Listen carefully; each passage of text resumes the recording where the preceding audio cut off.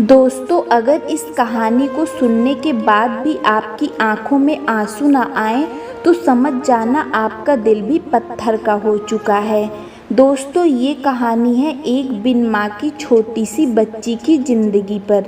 पूरा सुनिएगा, बहुत ही ज़बरदस्त कहानी है। उसने अपने माँ बाप को हमेशा झगड़ते ही देखा था। आसिफ़ा जो सिर्फ अभी 5 साल की थी, लेकिन घर में बस उसे सिर्फ यही देखने को मिलता था, बाप माँ को बुरी तरह मारा करता था कि माँ अपने शौहर का जुल्म बर्दाश्त ना कर सकी और एक दिन आसिफ़ा को छोड़कर इस अजाब से बचकर दुनिया छोड़ गई। आसिफ़ा पहले जो माँ की गोद में सोया करती थी, अब वो गोद हमेशा के लिए उसे छोड़कर चली गई थी। आसिफ़ा अभी सिर्फ 6 साल की थी। बाप ने दूसरी शादी कर ली। आसिफ़ा पर कयामत गिरना बाकी था। छोटी सी आसिफ़ा, नन्हे नन्हे से हाथ, उसको अभी ना अच्छे का पता था और ना ही बुरे का कुछ पता था। छोटी सी उम्र में ये भी नहीं पता था कि उसकी माँ उसे छोड़कर कहाँ चली गई। बाप ने दूसरी शादी कर ली, लेकिन सौतेली माँ तो सौतेली माँ ही होती है और जानवर बन जाए तो कितनी खौफनाक होती है, कोई सोच भी नहीं सकता। मैंने मर्दों को दरिंदा बनते देखा था, लेकिन औरत का ऐसा रूप कि रूह भी कांप उठे। आसिफ़ा को ना अभी खुद खाना बनाना आता था और ना ही कपड़े पहनने। अभी तो बातें भी ठीक से करना नहीं आता था। बाप अपनी नई बीवी के हुस्न में खोया था, उसको बेटी की याद भी नहीं रही। बेचारी आसिफ़ा बेहाल लावारिस की तरह घर में पड़ी रहती।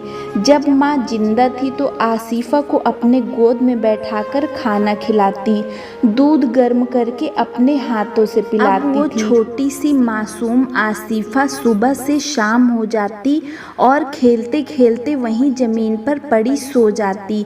कपड़े गंदे, बिखरे हुए बाल बेहाल हुए ज़मीन पर पड़ी होती। बाप को क्या एहसास था कि उसकी एक बेटी भी है। वो तो बस हर वक्त अपनी नई नवेली बीवी की बाहों में मदहोश रहता था। आसिफ़ा को भूख लगती तो तोतली जुबान में बोलती, मुझे खाना दो ना, मुझे दूध दो ना। वो सौतेली माँ अंगारे भरे लहजे में प्लेट में रोटी रखकर देती और कहती, जा वहाँ दूर बैठकर खा ले।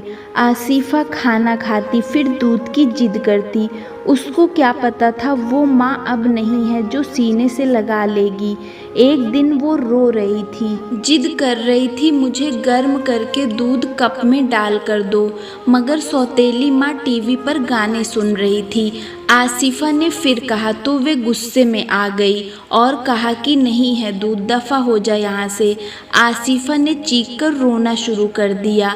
जब सगी माँ जिंदा थी तब अगर माँ कोई बात नहीं मानती थी तो आसिफ़ा माँ को छोटे छोटे हाथों से मारा करती थी।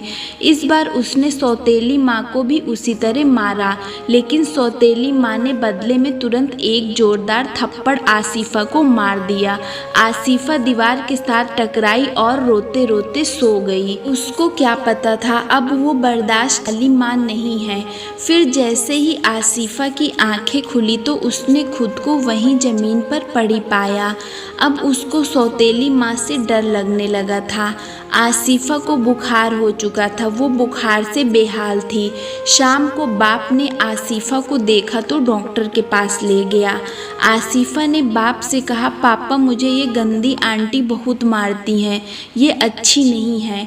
बाप ने भी तुरंत कहा, तुम बात मान लिया करो ना, जितना कहे किया करो।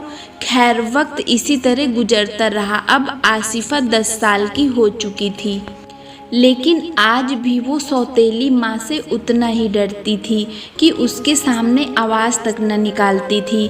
घर का सारा काम, बर्तन धोना, खाना बनाना, सब कुछ 10 साल की आसिफ़ा के जिम्मे था। बाप काम के लिए दूसरे। आसिफ़ा बेचारी सौतेली माँ के रहमो करम पर थी। एक दिन सौतेली माँ ने कहा, आसिफ़ा मेरे कपड़े इस्त्री कर दो। आसिफ़ा बिखरे हुए बाल, पुराने से कपड़े पहने हुए, उसको अपना होश कहाँ था। छोटी सी उम्र में जुल्म ढाए जा रहे थे। कपड़े इस्त्री करते हुए अपना बाजू 3 जगह से जला लिया। आंखों से आंसू निकल पड़े। 15 साल की हुई तो सौतेले भाई बहन स्कूल जाने लगे। आसिफा देखती रही, उनकी माँ उन्हें खुद अपने हाथों से तैयार करती। आसिफा की उस घर में एक नौकरानी से ज़्यादा कोई अहमियत नहीं थी। 2 साल बाद बाप विदेश से घर वापस आया। सब बच्चे बहुत खुश थे, आसिफा भी बहुत खुश थी। बाप ने सबको सीने से लगाया, लेकिन आसिफा को न लगाया। बाप के दिल में भी अब आसिफा के लिए प्यार नहीं था, क्योंकि सौतेली माँ ने उसके दिल में भी नफरत पैदा कर दी थी। कभी कहती थी भोली है ये, इसका दिमाग ठीक नहीं है, और भी पता नहीं क्या क्या। जबकि आसिफा बिल्कुल ठीक थी, बल्कि समझदार भी बहुत ज़्यादा थी।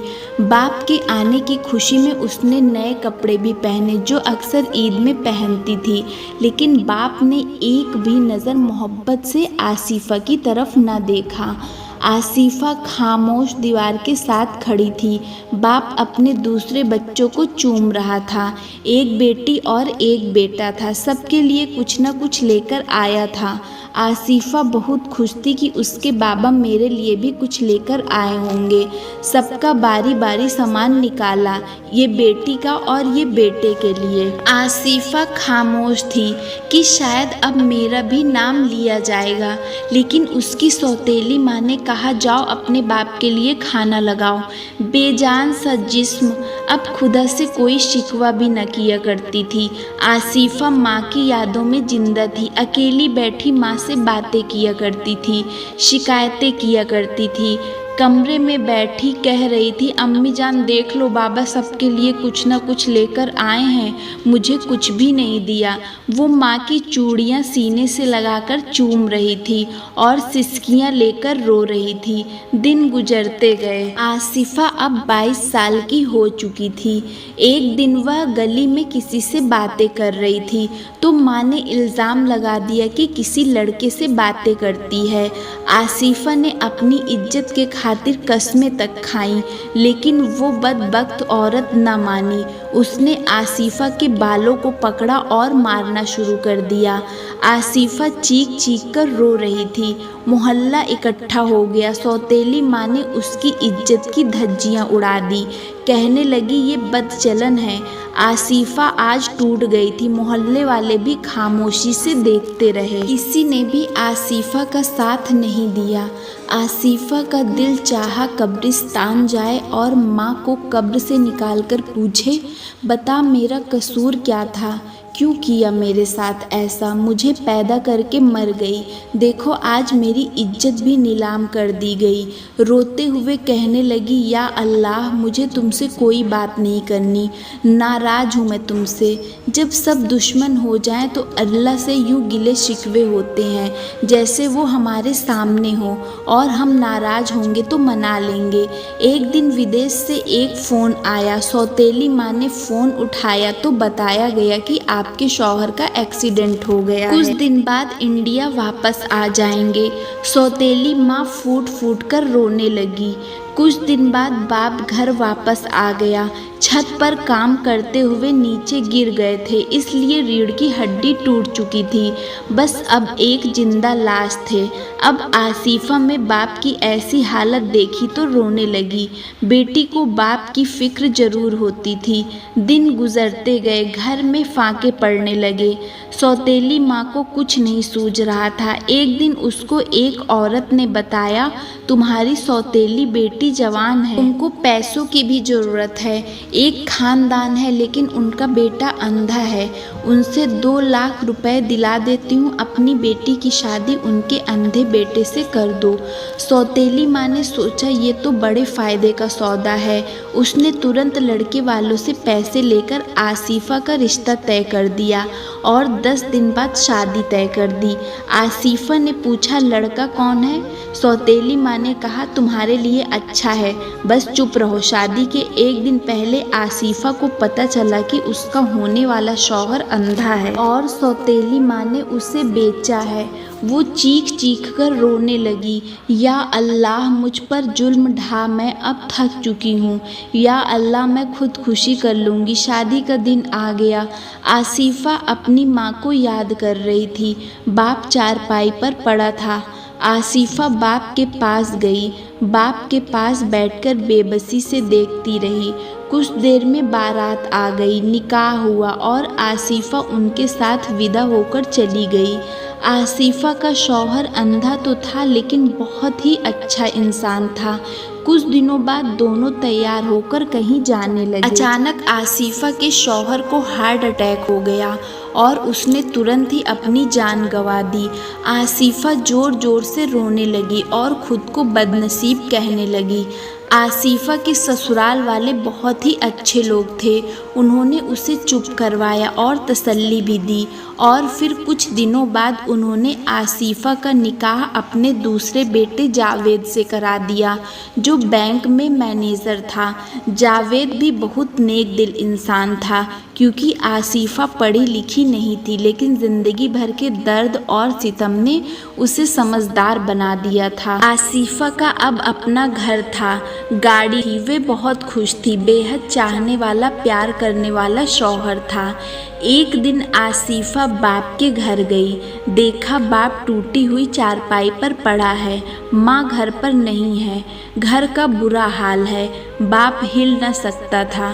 पेशाब से कपड़े गंदे थे, मक्खियों ने घेरा हुआ था। आसिफा रोने लगी। उसने बाप का माथा चूमा और कहने लगी, बाबा मैं आपकी मोहब्बत की एक नज़र को तरस गई थी। आप दोनों की जिद की वजह से मैं बर्बाद हो गई थी। आप और मम्मी लड़ते थे, जिसके कारण अम्मी दुनिया छोड़ गई और आपने मुझे जिंदा होते हुए भी मार दिया।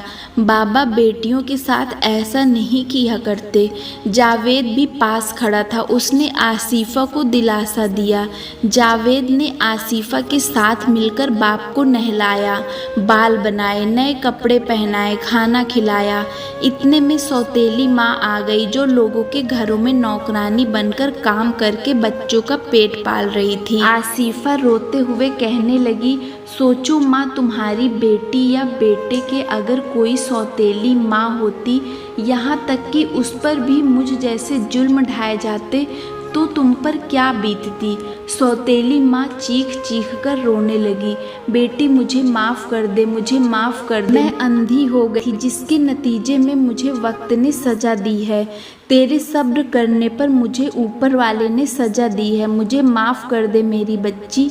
आसिफा बेचारी बड़ी भोली थी। उसने अपनी सौतेली माँ के सारे जुल्म भूलकर उन्हें माफ़ कर दिया और वहाँ से चली गई। दोस्तों, हम आपसे यही कहना चाहते हैं, इस कहानी को पढ़कर कुछ सीख लो। अगर गैरत जिंदा है तो याद रखें, ऊपर वाला सब कुछ देखता है। वो बेहतर इंसाफ करने वाला है। बस जुल्म करने वालों, अपनी अपनी बारी का इंतज़ार करो। दोस्तों, उम्मीद करते हैं हमारी आज की कहानी आपको पसंद आई होगी। ये वीडियो आपको कैसी लगी कमेंट्स करके हमें ज़रूर बताएं। वीडियो को लाइक कर दीजिए और चैनल को सब्सक्राइब करके घंटी को दबाकर ऑल पर सेट कर दीजिए, ताकि आने वाली वीडियो का नोटिफिकेशन आपके पास तुरंत पहुँचे। तो फिर दोस्तों, मिलते हैं अगली वीडियो में। तब तक के लिए धन्यवाद।